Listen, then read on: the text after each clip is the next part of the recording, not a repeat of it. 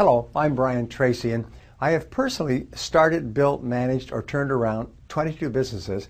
But more than that, I've worked with more than 10,000 business owners, starting with business owners starting one-person businesses on their kitchen tables, and people who run billion-dollar enterprises. And one of the questions that keeps coming up is, where do you get the money to finance your business? Well, there's many different ways, and in this time that we spend together, I want to give you 10 ways that you can finance your new business, or 10 ways, the most popular and common ways for people to do it. The first way that you finance your business is with your assets. In other words, you have to finance it out of your own pocket. 68% of startup financing comes directly from the pocket of the business owner. I remember listening to a professor talk and saying, never put your own money into your own new business.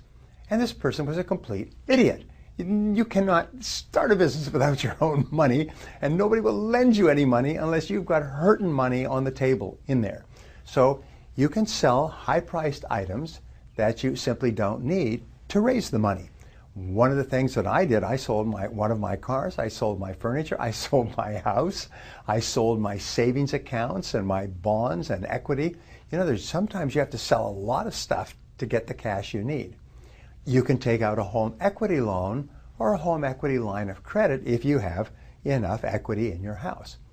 You can use 401k or IRA savings accounts, and you can also use a registered retirement savings account in Canada if you have it. Now, there are pros and cons of both of these, but the fact is that if you're really serious about starting your business, you're going to have to, like playing no-limit poker, you're going to have to go all in when you play poker. Now, a second way that you can get money to start your business is with angel investors. Now, angel investors are people who have money and they've made it through their own business and through their own careers, and what they're looking for is opportunities to get a high return on their money. I was just talking today with the head of a very, very large company, and they have put aside a reserve fund of many millions of dollars. And when companies in their industry have ideas and want to start up, they come to them and they have a series of requirements. And if the company meets the requirements, they will put in some money to see what goes on. The venture capitalists, and these are kind of, angel investors are kind of like little venture capitalists, they'll make a lot of small investments hoping that one or more of them will really explode. The reason that you use them is because there's a lot of them. They have different parameters. Some invest in high tech, some invest in restaurants, some invest in different types of businesses. They also bring with them really good knowledge of industries. So they are not only an investor, but they give you really good ideas. And sometimes they can give you guidance with regard to product development, marketing, sales, and so on. Now, the pros and cons. The pros of using an angel investor is they've got the money and they can make a decision quickly. The cons is that they will want to take a part of your business, sometimes a substantial part. Like venture capitalists, they'll often want the right to step in and take over your business and push you out completely if you do not deliver on your projections. They want to protect themselves, and they're very smart about protecting themselves. Now, where do you find them? Well, you can talk to your banker, you can talk to your accountant, you can look in the newspapers because sometimes they advertise. You can go on the internet and search for them. You can even put an ad in the paper or on the internet or Craigslist saying that you're looking for an angel investor to take a position in what appears to be a potentially very profitable company, and often they will find you. One last thing, there are often meetings and seminars, workshops, and actual masterminding meetings where angel investors get together to talk about what's going on. And if you check around, you can find these meetings, and often you can go there and give a presentation. Now, the third place you can get money is friends and family. Now, it's interesting with friends and family, we say that they call this love money, is people will give you money or lend you money because they love you. Now, it's a terrific idea in theory to get money from your friends and family. When I started my business, by the way, I have used all of these. And I had to go to my brothers, and I had to go to my parents, and I had to go to my friends that I'd worked with, and hat in hand, and ask them for money to get started or to keep going. Now, there's one crucial rule when you're dealing with friends and family, is put everything in writing. Is make sure that it's absolutely clear how much they are putting in and how much they will get out and when they will get it out. For example, when I borrowed money from my friends and family, they wanted a piece of my business. So I offered them 10% of my business for a certain amount of money, 20% for another, but I had the right to buy them out by paying them twice as much as they'd invested within 3 years. And within 3 years, instead of leaving them holding part of my business, I bought them out and was able to walk away owning my business. It was expensive, but it was good for them, and it was good for me because I had the money I needed at the right time.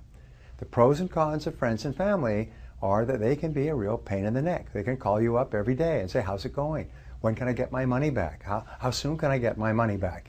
And so be careful when you take money from people that you know. It can be more expensive than you realize, and not just financially. Now, another place to raise money is with credit cards. Now, it's good in theory to raise money with credit cards, but before you turn to plastic for financing, consider the risk. The pros are you can get large amounts of capital quickly. The cons are you pay very, very high interest rates. So if you're going to borrow money on your credit cards, plan to pay it back quickly, because if not, that interest will add up fast and it can eat you alive. Now, when I started off my business, one of the things I did, and somebody taught me this, get good credit before you need it. So one of the things that I did was this, is I took out credit cards and paid them all off. And I use them and pay them off. And they gradually, over time, as I was working for another company with a steady paycheck, the banks kept raising my limit. When I started my business, I had like $100,000 worth of limit on my credit cards. I have a friend who was working for a Fortune 500 company. He did the same thing. He took out every credit card he could. He ran them up and got the maximum limit while he was working for this huge company. And when he started his business, his limits on his credit cards just traveled with him, and they saved his financial life. They kept him alive until his business was successful. So that's one way of doing it, but it's not a great way because it's so expensive. Now, another way to raise money in financing is with bank loans. Now, it's the most amazing darn thing. People say, well, just go to the bank and borrow money. So you go to the bank and the bank says no. And you go to the next bank and the bank says no. Because, see, well, why won't banks lend me money to start up my business?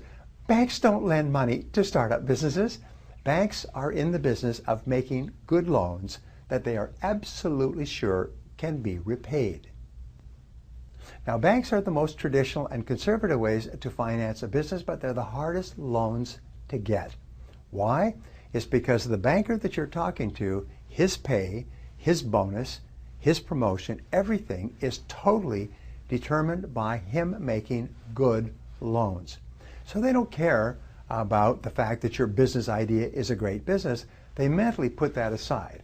What they want is convince me that you will pay the money back even if your business collapses. So what do you need? Well, first of all, you need a solid business plan when you go to visit the bank, and you need realistic financial projections. Also, however, you need collateral or other existing business assets that they could seize in the event of a default. Here's an important point. When I started my business and I built it successfully, and then I moved to a new city where I needed to get a new loan, I went to the bank and they went back and forth with me for weeks and months, and finally they told me that they needed 500% of asset collateral for every $1 that they would lend. So I had to prove to them, I had to put up my house, my car, my royalties. I had to give them and prove to them that I had $5 for every dollar that they were advancing me.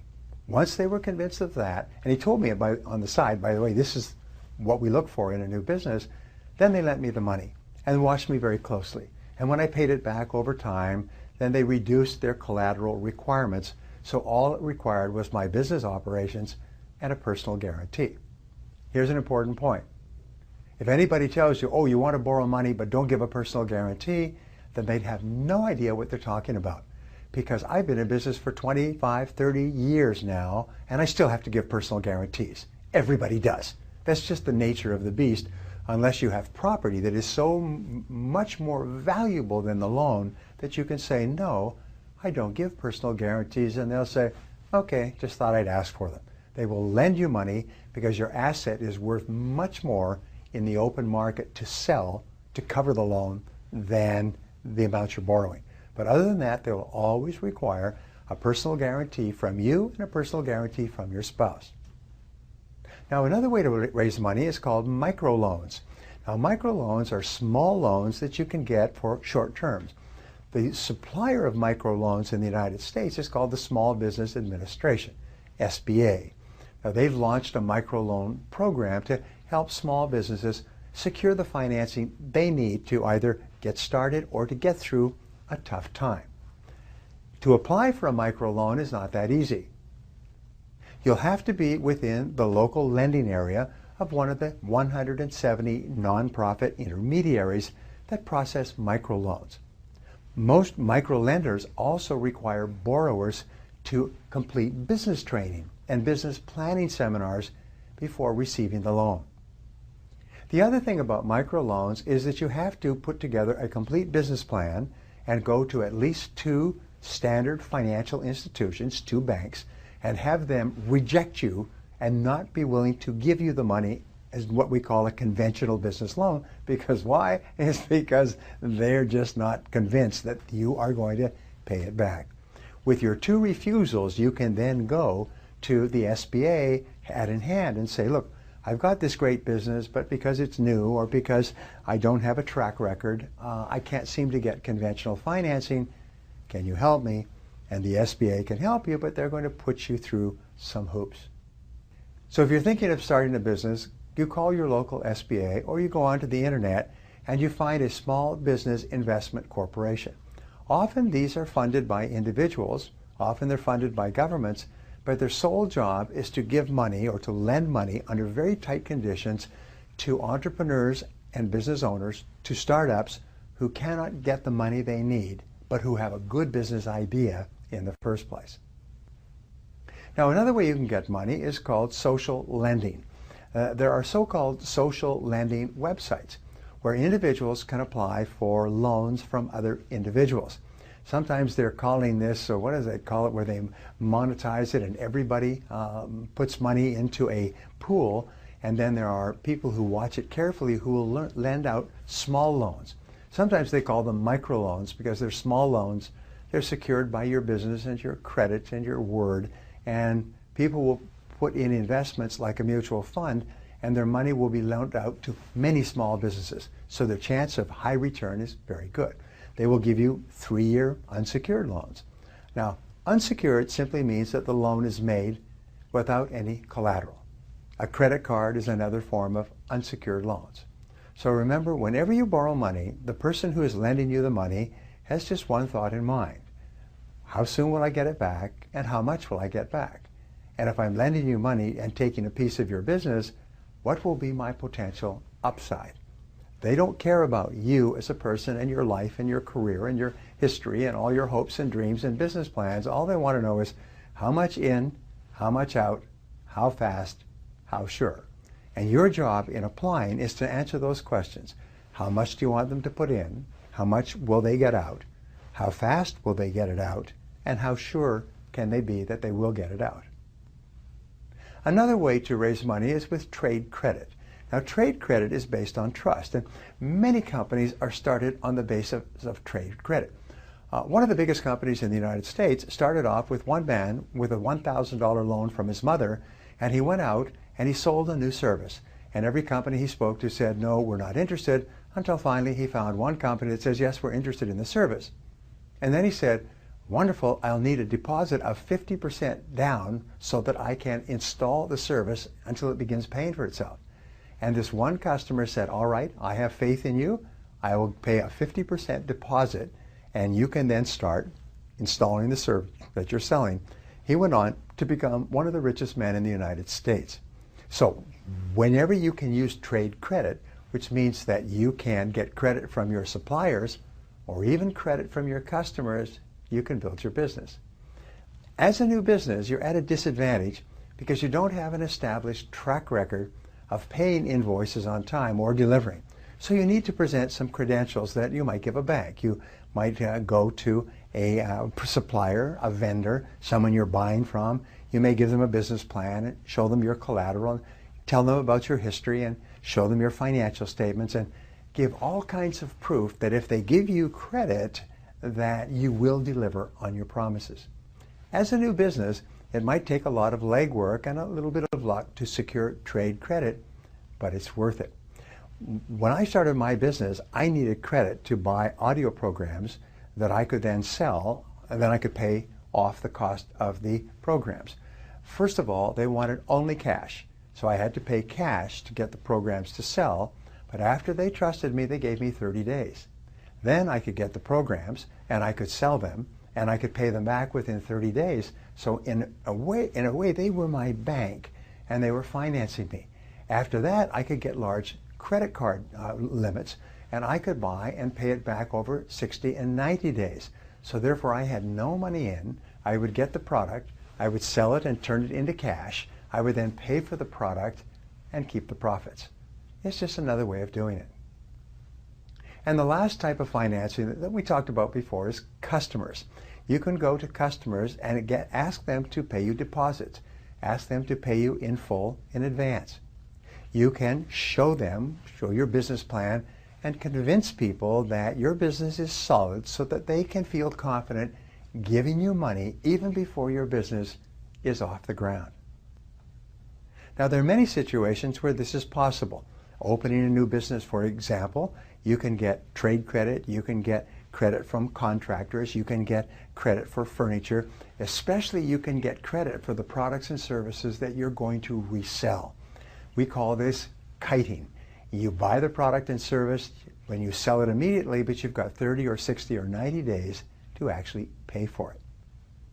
Now, the pros and cons of this are that if you're going to buy the ingredients to create your products and services, you have to turn them into cash quickly.